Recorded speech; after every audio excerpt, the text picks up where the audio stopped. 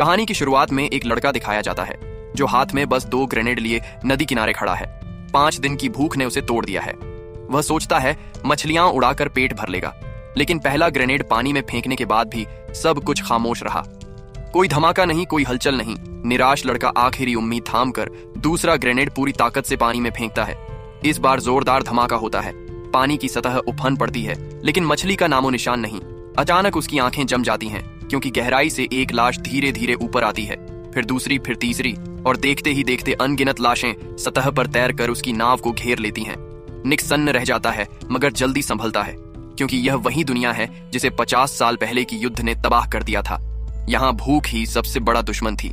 पिता की डांट से बचने के लिए वह जमीन पर गिरकर खुद को मरा हुआ दिखाता है। उसकी कमर से बंधी देसी धारदार तलवार कसकर पकड़ी हुई है। नजदीक आ रहा कुत्ता उसकी आखिरी उम्मीद है। अगर यह दांव भी खाली गया तो वह और उसका पिता भूख से तड़प कर मर जाएंगे। अचानक कुत्ता झपटता है। निक भी बिजली की तरह उठता है। दोनों में भयंकर जंग छिड़ जाती है। यहाँ दांव पर खाना नहीं जिंदगी है, जो हारा वही खत्म। इसलिए दोनों पूरी ताकत झोंक देते हैं, लेकिन हथियार के साथ निक भारी पड़ता है और एक वार में कुत्ते को गिरा देता है। जीत कर वह पिता के सामने शिकार डालता है। उसकी आंखों में चमक है। 1 महीने का खाना सोचकर खुशी छलक रही है, मगर पिता धक्का देते हैं। हवा में झर भरा है। जानवर का मांस भीतर से बदल चुका है। तभी उसका पेट फाड़कर साफ किया जाए तो मांस खाने लायक होगा, वरना यह बस बेकार लाश है जिसकी कीमत सिर्फ खाल में है।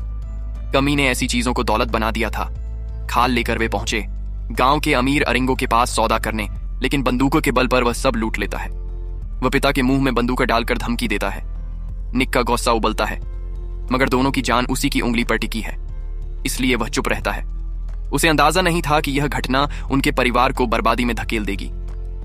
अगले दिन निक पिता से मिलने आता है, लेकिन वे मेज पर झुके बिल्कुल स्थिर पड़े हैं। इस तबाह दुनिया में मौत और नींद का फर्क समझना मुश्किल है।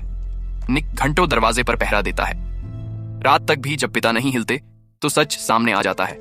पिता मर चुके हैं और निक की आंखों से आंसू भी नहीं निकलते। शायद मार और डांट ने उसे पत्थर बना दिया था। अब सबसे करीबी इंसान की मौत भी बस एक साया रह गई थी। तभी उसे पिता के नीचे दबा हुआ वही पुराना नोटबुक दिखाई देता है, जिसे उसने बचपन में एक बार देखने की कोशिश की थी और पिता की गालियों का शिकार हुआ था। तभी से उसके मन में यह रहस्य पल रहा था कि उस नोटबुक में कोई अनमोल खजाना छिपा है। शायद उसमें इस उजड़ी दुनिया में ऐशो आराम से जीने का राज लिखा है। अब वक्त उसके हाथ में था। नोटबुक खोलते ही उसे याद आया कि वह तो पढ़ना लिखना जानता ही नहीं। गुस्से में उसने नोटबुक किनारे फेंक दी और पिता की लाश को बहते नदी में छोड़ आया। फिर पहला कदम था अरिंगो के घर चुपके से पहुंचना। मौका देखकर उसने डंडे से उस पर वार किया। अरिंगो गिर पड़ा। निक ने उसे बांधा और धीरे धीरे उसकी यातना शुरू कर दी। दिल का सारा गुस्सा उतारने के बाद उसने बिना झिझक उसका सिर दबाकर उसे नदी में डुबो दिया। इस दुनिया में अब वही बच सकता था जो बेरहम बने। पहले पिता उसकी ढाल थे, अब उसे खुद ही लड़ना था।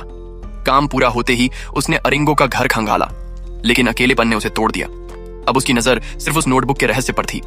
वह सोचने लगा, कोई तो होगा जो इसे पढ़ सके और उसके राज खोल सके। जब वह लौटा तो देखा उसकी नाव गायब है। रस्सी पर साफ कटे हुए निशान थे, मतलब नाव चोरी हो चुकी थी। आसपास अजनबी मौजूद थे।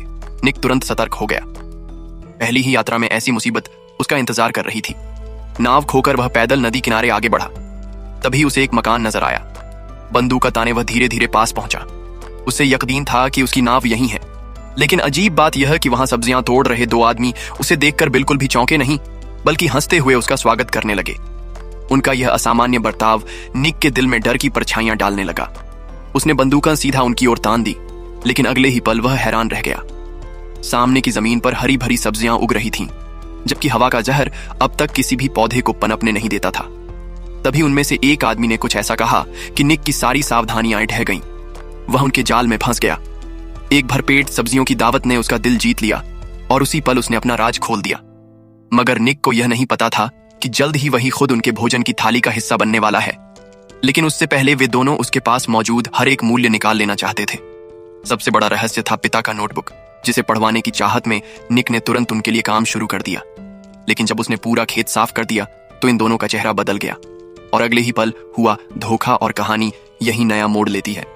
अंधेरे कमरे में जलती मशालें और कैद खाने जैसी दीवारें तभी कहानी नया मोड़ लेती हैं, क्योंकि नोटबुक का रहस्य खुलने से पहले ही धोखे का खेल शुरू हो चुका था।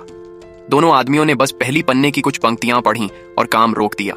वे कहते हैं, अगर रोज हमारे लिए मेहनत करेगा तो हर दिन तुझे थोड़ा थोड़ा पढ़कर सुनाएंगे। निक का दिल कांप उठा। इतनी मोटी किताब को इस तरह पढ़ना तो बरसों लगेंगे, यह साफ जाल है। लेकिन तभी एक अनजानी घटना ने उसे उम्मीद दी। मकान के तहखाने में उसने देखा एक औरत नग्न हालत में कैद है। औरत ने बताया, वही धोखा, वही चालाकी, वही लालच उसे भी यहां तक खींच लाया था। इन दोनों की हरकतों से लगता है दर्जनों लोग उनकी शिकार बन चुके थे। निक ने औरत को आजाद कराया, पर जैसे ही दोनों बाहर निकले, दो दरिंदे सामने खड़े थे। अब पीछे लौटना नामुमकिन था। दोनों तरफ से टकराव तय था। निक के हथियार छीन लिए गए और वे उसे खिलौने की तरह पीटने लगे। लेकिन दरअसल उसने पहले ही एक चाल छुपा रखी थी। अरिंगो के घर से मिली छोटी छुरी उसके पेट में घोंप दी। मोटा आदमी गिर पड़ा, मगर दूसरा अब सतर्क था। दुबला पतला निक अकेला था। उसे जमीन पर पटक पटक कर मारा जाने लगा। तभी औरत ने पीछे से फावड़ा उठाया और उस दरिंदे के सिर पर दे मारा। दोनों किसी तरह वहां से भाग निकले, पर बाहर निकले तो नई मुसीबत इंतजार कर रही थी। ये दोनों असल में नरभक्षियों के बड़े गिरोह के बस प्यादे थे। असली ठिकाना था एक सुनसान कारखाना, जहां भूखे दरिंदों की आंखें निक और औरत पर टिकी थीं। नियम था कि पहले निवाला हमेशा सरदार का होगा, वरना सजा मौत की। और अब सरदार ने फैसला किया, औरत यहीं रहेगी। निक को कैद करके उसका मांस खाया जाएगा। मौत सामने थी, लेकिन निक की आखिरी ख्वाहिश थी पिता की छोड़ी हुई उस किताब का राज जानना। उसने वहां मौजूद एक आदमी से गुजारिश की, जो चश्मा लगाए चुपचाप देख रहा था। सुनकर वह भी ठिठक गया, क्योंकि कभी वह खुद भी पिता रह चुका था। उसने नोटबुक ली और सरसरी निगाह डालते ही स्तब्ध रह गया। बिना कुछ कहे वह बाहर निकल गया।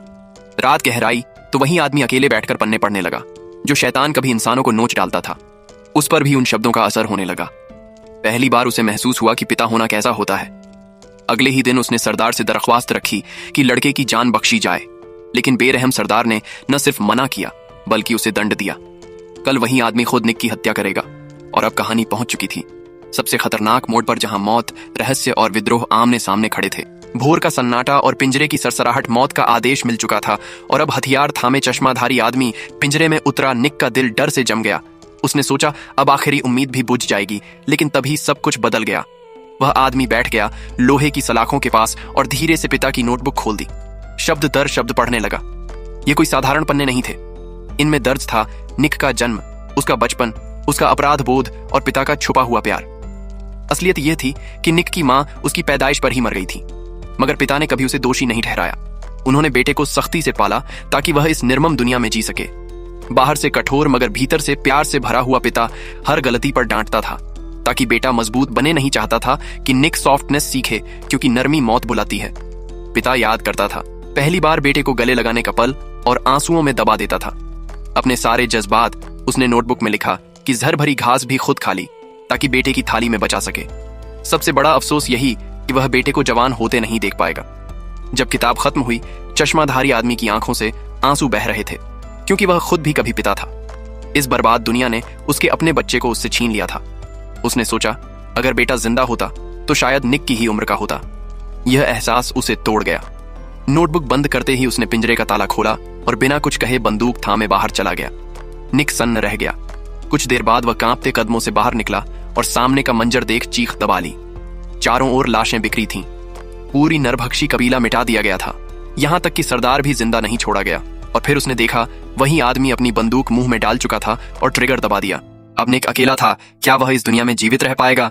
अगर ऐसा ही कहानी और सुनना चाहते हैं तो सब्सक्राइब कीजिए और कमेंट कीजिए।